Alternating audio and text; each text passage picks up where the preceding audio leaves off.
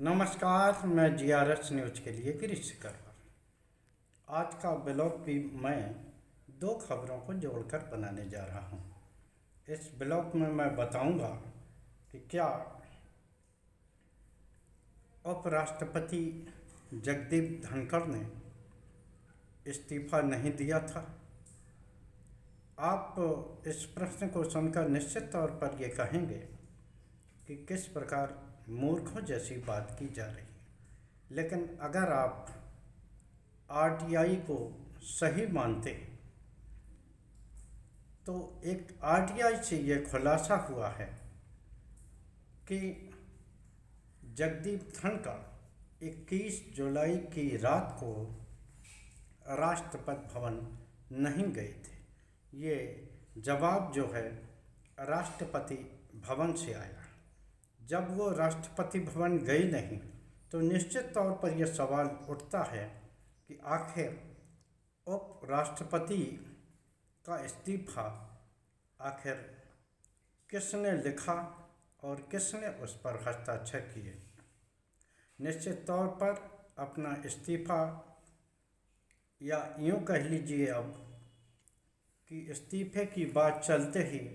जगदीश धनखड़ को जिस प्रकार सार्वजनिक जगह पर नहीं देखा गया, यहाँ तक कि उनकी लोकेशन भी पता नहीं लग रही है कि आखिर वो हैं कहाँ। चूँकि उन्होंने बीमारी के आधार पर इस्तीफा दिया था, जैसा कि इस्तीफे में लिखा बताया गया, तो लोगों को उनके स्वास्थ्य की भी चिंता हो रही है और लोग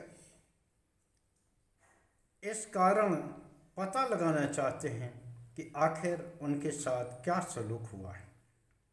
जैसे कि ये बात पहले से ही उठ रही है कि इस्तीफा देने के चर्चा के बीच ही उन्हें हाउस अरेस्ट करके रखा गया है और बीच बीच में ये खबरें भी चली कि वो उपराष्ट्रपति भवन में ही हैं। तो आखिर वो सामने क्यों नहीं आ रहे? ऐसा नहीं है कि विभिन्न पदों से छोड़े गए, वो पहले पदाधिकारी रहे। तमाम लोगों ने मंत्री पद छोड़ा, प्रधानमंत्री का भी पद छोड़ा और अन्य तरह के पदों को लेकर भी इस्तीफा देने की स्थिति इतिहास में दर्ज है। लेकिन कभी ऐसा नहीं देखा गया कि इतिहास माफ़ करिए, कभी ये नहीं देखा गया कि इस्तीफा देने के बाद वो व्यक्ति मीडिया या सार्वजनिक मंचों पर नजर न आया हो। 1 महीने से ज़्यादा का वक्त हो चुका है और माननीय उपराष्ट्रपति जगदीप धनखड़ का पता नहीं लग रहा है कि आखिर वो हैं कहाँ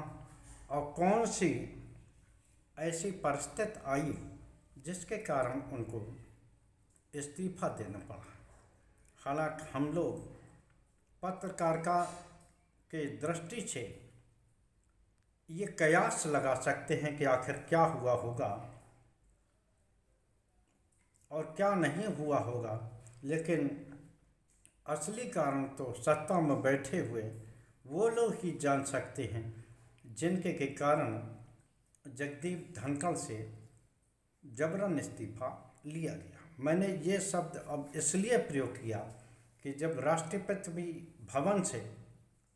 जबकि मीडिया में इस तरह की खबरें चली थी कि बिना प्रोटोकॉल उपराष्ट्रपति राष्ट्रपति भवन पहुँचे, दिया इस्तीफा, और अब एक आरटीआई के जरिए जब यह खुलासा हो रहा है कि वो 21 जुलाई के रात को राष्ट्रपति भवन नहीं गए थे, तो इसके माने कि वो इस्तीफा उन्होंने लिखा भी नहीं। जैसा कि हम लोग भी कयास लगा रहे थे कि पहले से ही इस्तीफा तैयार रखा गया होगा,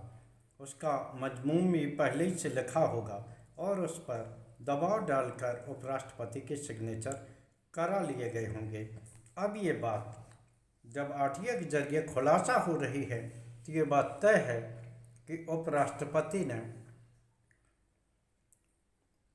इस्तीफा नहीं दिया और वो कब तक आएंगे इस संबंध में भी हम कयास लगा सकते हैं कि उपराष्ट्रपति के चुनाव तक, यानी कि 9 सितंबर से पहले जगदीप धनखड़ न तो आपको सार्वजनिक मंचों पर दिखाई देंगे और न ही वो प्रेस या मीडिया से बात कर पाएंगे, क्योंकि जिस तरह की स्थिति उपराष्ट्रपति चुनाव को लेकर बन रही है और जिस तरह से साझे विपक्ष ने एक प्रत्याशी उतारा है, हालांकि मैं बार बार ये कह रहा हूँ कि संख्या बल से वो जरा भी इसमें संदेह नहीं है कि संख्या बल के आधार पर एनडीए का प्रत्याशी न जीते। उनके पास संख्या बल के अनुसार बहुमत है, लेकिन जिस प्रकार से एक एक सांसदों को फ़ोन करके उनसे पूछा जा रहा है कि सब ठीक तो है ना, तो ये दर्शाने को काफ़ी है कि निश्चित तौर पर कहीं न कहीं सत्ताधारी दल डर रहा है कि कहीं उसकी बैसाखियां या भारतीय जनता पार्टी के अंदर से ही कोई ऐसा खेल न हो जाए जो कि उन्हें असहज स्थिति में डाल दे। सत्ताधारी दल का प्रत्याशी हारने का मतलब होता है कि सरकार ने सदन में अपना बहुमत खो दिया है। लिहाजा उपराष्ट्रपति का चुनाव एक तरह से गुजरात लॉबी के लिए, सत्ताधारी दल के लिए नाक का बाल बन गया है और संभवतः उस चुनाव के बाद ही माननीय उपराष्ट्रपति जो पूर्व में रहे हैं जगदीप धनखड़ जी संभवतः बाहर दिखाई देंगे। और दूसरा समाचार मैं आपको बता दूं कि राष्ट्रीय स्वयंसेवक संघ इन गुजरात लॉबी की नीतियों से आखिर असहज क्यों है। पहले जो भारतीय जनता पार्टी की ताकत हुआ करते थे, नारा भी लगता था मोदी है तो मुमकिन है। निश्चित तौर पर इस नारे ने बहुत दिन तक करीब 2 कार्यकाल आसानी से अपना काम चलाया, सत्ता रखी, लेकिन 2024 में और हाल फिलहाल में जिस प्रकार ये नरेटिव आम जनता के बीच जाता जा रहा है कि जो भी चुनाव भारतीय जनता पार्टी ने जीते,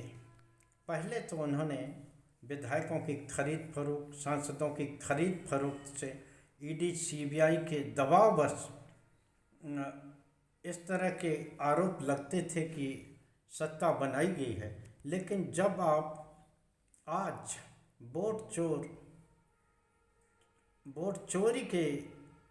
सहारे सत्ता बनने की बात की जा रही है, तो निश्चित तौर पर न सिर्फ राष्ट्रीय स्वयंसेवक संघ बल्कि भारतीय जनता पार्टी भी बैक फुट पर आती हुई दिख रही। भले ही सार्वजनिक मंचों पर वो दहाड़ लगा रहे हों या चुनाव आयोग का बचाव करते हुए दिख रहे हों, लेकिन आम जनता के बीच कहीं न कहीं ये बात घर करती जा रही है कि निश्चित तौर पर 2024 के चुनाव में किस तरह से खेला निर्वाचन आयोग के सहारे हुआ, फर्जी वोटों के सहारे हुआ, और किस प्रकार से निर्वाचन आयोग ने भाजपा को फ़ायदा पहुंचाने या यूं कह लीजिए एनडीए को फ़ायदा पहुंचाने के लिए काम किया, वो कुछ अब दबी छिपी बात नहीं रह गई है। देखना ये है कि आम जनता के अंदर जो अभी खदपदाहट चल रही, या आम जनता जिन मुद्दों पर असहज महसूस कर रही है। क्या ये मुद्दे बिहार के चुनाव में काम आएंगे या यूं ही इन मुद्दे को कवरेज करने के लिए जिस प्रकार का नया एक बिल लाके जिसमें कि मुख्यमंत्री और प्रधानमंत्री तक को जोड़ा गया है कि जो लोग 30 दिन तक हिरासत में रह लेंगे उनकी सीट अपने आप ही चली जाएगी। क्या ऐसे किसी कानून के जरिए नरेटिव सेट करने का काम किया जाएगा या वोट चोरी के आरोपों को ढकने की कोशिश होगी? आज के ब्लॉग में बस इतना ही। जय हिंद, जय भारत। कल फिर किसी नए मुद्दे पर आपके साथ जुड़ने का प्रयास करूंगा। जय हिंद।